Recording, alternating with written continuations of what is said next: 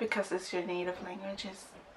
You need to know it, and it's kind of disrespectful in a way because you don't know your own language, but you know English. Are you a first generation?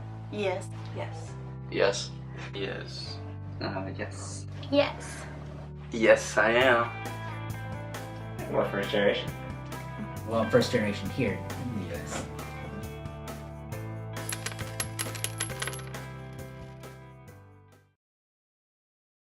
Are your parents immigrants? Yes. Where are they from? Laos. Vietnam.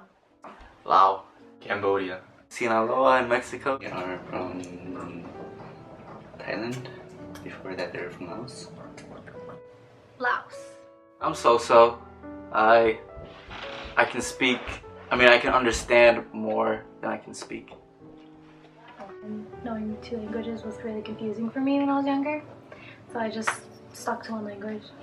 My mom taught me when I was like little how to read and write, how to speak. Yeah. I didn't really see much need for reading and writing Hmong as long as I know how to speak it. Why is that? There's not a lot of stuff written in Hmong. My parents never really taught me, like sat down and taught me how to speak Lao. I kind of just picked it up from family members and being around them speaking Lao all the time. That would be just half of the day, and then I would go to school to learn English, and that's the majority of the time where I sit down and actually learn something. Do your parents speak English? Very little. It's a little bit hard for them to speak English, but they try. Oh, they're decent. What do you mean by decent? They can understand and respond, but there's that accent. My mom, she was giving classes to learn some English and stuff. She didn't know too much, but enough to, communicate with them to know that, hey, I need this, need that, grocery bills, like how to apply for like welfare, things like that. When you talk to your parents, what language do you mainly use? English. Hmong and English. Vietnamese. Yeah, it's easier for me to express myself, I guess, because I'm not too well with Hmong. Not too well at speaking at Hmong. English. Is there any language barriers between you and your parents? I mean, sometimes my parents will just throw in some Lao words and I don't know them. Like, I don't understand what the word means. Do you feel like there's a stigma or like it's frowned upon when Asian American people don't know their parents' language? Kind of, yeah, just because it's their native language, and if you don't know it, it's just like, I don't know. Yeah, like especially in the Asian culture, I feel like other people kind of just look down on it, but then I feel like because all their kids are like born here, they're just kind of used to it now, so they're not really surprised.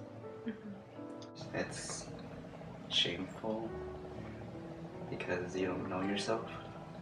Do you think it's shameful? I don't see why it would be. It's just a way of communication. How do you feel about language loss? It's kind of sad. It should be kept with you. It should continue to be carried on with generations. It's horrible. It's sad, actually, because I barely know it, then my kids won't know it at all, besides some words, and it's kind of sad, and it's just dying off. It's pretty sad. As I start getting older, I realize that it's important to keep your native language because it benefits you in the future just to know both languages, I guess. Keep it going. I feel it's important because it's a part of who you are, it's part of your culture, and if you don't really know any of it, then it's just going to disappear.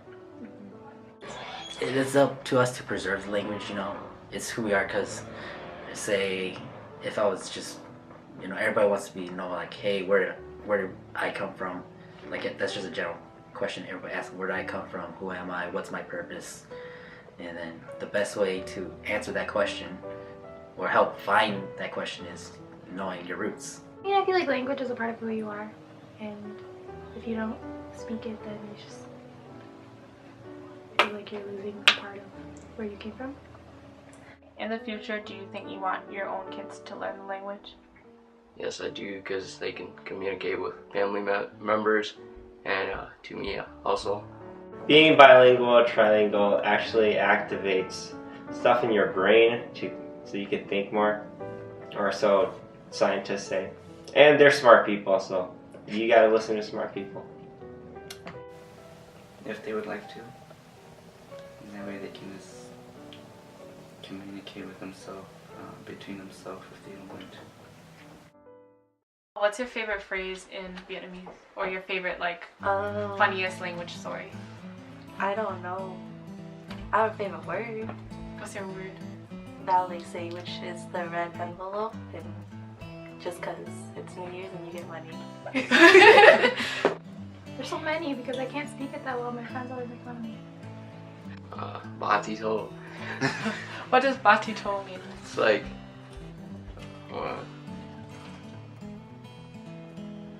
it's like surprising thing people say.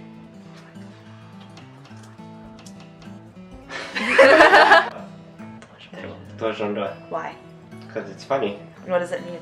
It means dying is better. I'd rather die.